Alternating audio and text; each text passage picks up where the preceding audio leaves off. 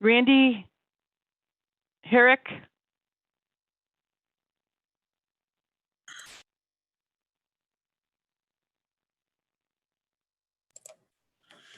Good evening, and thank you for giving the opportunity to talk to you this evening. My name is Randy Herrick. I'd like to start out and thank you guys for the example you gave me on Saturday. I was talking to a friend of mine about systemic racism, and they claimed that there's no systemic racism in Jackson County. And I said, what about the County Board of Commissioners? They had a meeting scheduled at the fairgrounds. And when they found out that there were going to be a whole bunch of people coming to talk about Daniel Mahoney's resolution, they canceled the meeting at the fairgrounds. This is a group of people that passed a resolution opposed to Governor Whitmer's rules on gathering. And they said they couldn't come up with a solution on how to meet the requirements for social distancing.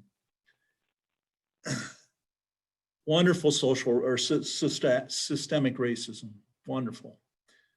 City Commission, when they were working on the NDO and they got too many people there to fit in their office or in their meeting room, they found a solution. Why couldn't you? Today I spent an hour and a half in a meeting on what my employer is doing about racism at work and how we're moving forward with diversity and inclusion. One of the speakers there made a statement that was very profound.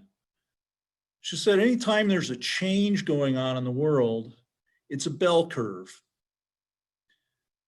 Part of the people are leading the change, very small percentage are leading the change. A large part of the people are along for the ride.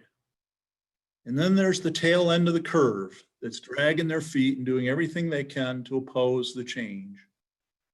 I'd like to ask Jackson County Commissioners, where are you at on that bell curve? Are you going to go down in history as being the anchor? Or are you going to be on the driving end of that bell curve? Please, please, please support Daniel Mahoney's resolution this evening. Thank you.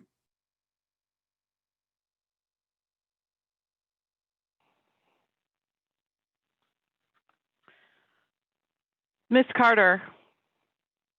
Tasha. Yes, I'm here. You're ready. Go on. Awesome. Thanks. My name is Tasha Carter. I was born and raised in Jackson. I raised my children here, and now my grandkids are being raised here. I am here to ask you to support the resolution that Dan Mahoney has written, which would declare racism a public health crisis in Jackson County, follow up with development of an equity group that is made up of people with lived experience, hire an equity officer, and yes, eventually lead to real commitment with concrete steps and real investment to specifically dismantle structural and systemic racism. For as long as I've been on this earth, there's always been racism. I have personally experienced it, and my family has experienced it for generations. It will take multiple strategies to break down and dismantle 400 plus years of structural and systemic racism. We must tear down systems and rebuild them from a foundation that excludes hate. Multiple public health studies over more than 30 decades have concluded that racism is the culprit for racial health disparities. This isn't solely about Black lives being snuffed by bad police officers. Racism negatively impacts every aspect of a Black person's life. The worry alone eats at you, but I will share some specific examples. The fact that there has been global support of Black Americans has enraged white people, so much so that they are haphazardly disclosing things that they have done in secret in the past to Black people. It starts with us as individuals and spreads from there. However, I can be the nicest person in the world, and when I go out to get a job, if I am discriminated from getting that job to support my family, that negatively impacts my livelihood. When I send my kids to school with teachers and principals who laugh behind closed doors about nooses, they are not fit to teach my Black children. When my daughter qualifies for a loan, but prejudicial mindsets and policies determine not to approve the loan, that's a problem.